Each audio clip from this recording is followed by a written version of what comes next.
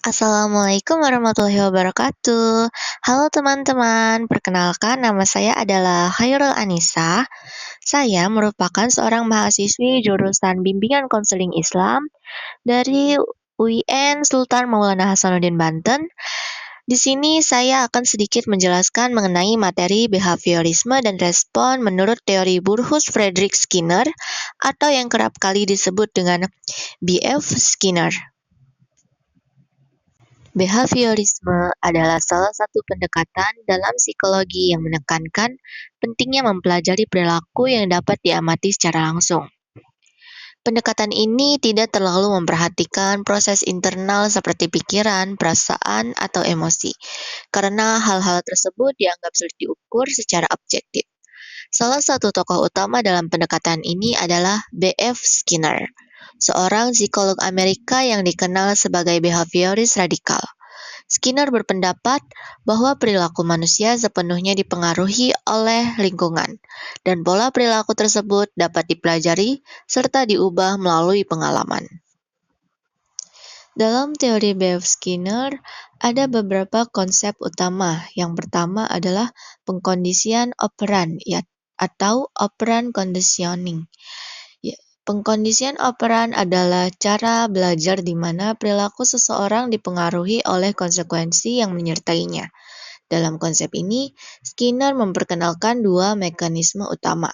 Yang pertama adalah penguatan reinforcement.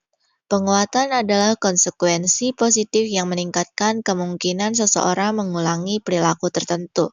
Misalnya adalah seorang anak yang mendapatkan pujian dari orang tuanya karena rajin belajar, cenderung lebih termotivasi untuk terus belajar dengan giat.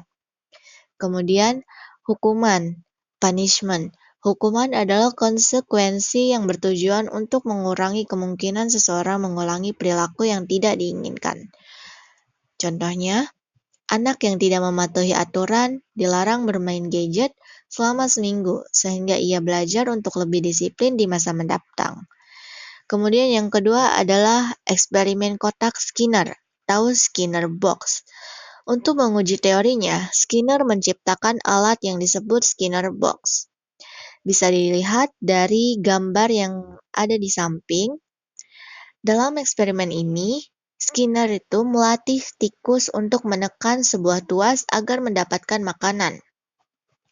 Tikus akhirnya belajar bahwa menekan tuas akan menghasilkan hadiah berupa makanan. Eksperimen ini membuktikan bahwa perilaku dapat dibentuk dan dimodifikasi melalui penguatan positif. Pandangan Skinner tentang kepribadian. Skinner tidak melihat kepribadian sebagai sesuatu yang bersifat internal atau bawaan. Baginya, kepribadian adalah kumpulan perilaku yang dipelajari sepanjang hidup seseorang. Pola-pola perilaku ini terbentuk melalui hubungan antara stimulus, kejadian di sekitar, dan respon reaksi terhadap stimulus. Perilaku responden merupakan reaksi langsung yang terjadi terhadap stimulus tertentu. Misalnya adalah menutup mata secara refleks ketika terkena cahaya yang terlalu terang. Kemudian, perilaku operan merupakan tindakan yang muncul berdasarkan pengalaman sebelumnya, meskipun tidak ada stimulus langsung. Contohnya, seseorang bekerja keras karena pernah mendapatkan penghargaan atau pengakuan atas usaha mereka. Adapun beberapa penerapan behaviorisme dalam kehidupan sehari-hari. Yang pertama adalah modifikasi perilaku, behavior modification. Dalam modifikasi perilaku terbagi menjadi dua hal. Yang pertama ada token ekonomi. Dalam ekonomi ini adalah sebuah sistem penghargaan di mana seseorang mendapatkan token setiap kali menunjukkan perilaku baik. Token ini dapat ditukarkan dengan hadiah tertentu. Contoh, anak-anak mengumpulkan bintang di sekolah karena berperilaku baik akan mendapatkan hadiah seperti alat tulis atau mainan. Kemudian, yang kedua adalah latihan sosial.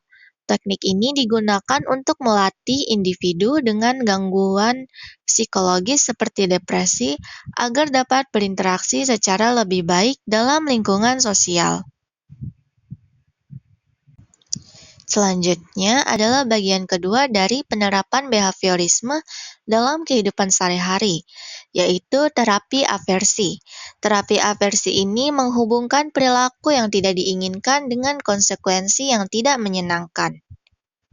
Contohnya, seseorang yang ingin berhenti merokok diberikan obat yang membuatnya merasa mual setiap kali ia merokok, sehingga perilaku tersebut menjadi tidak menyenangkan.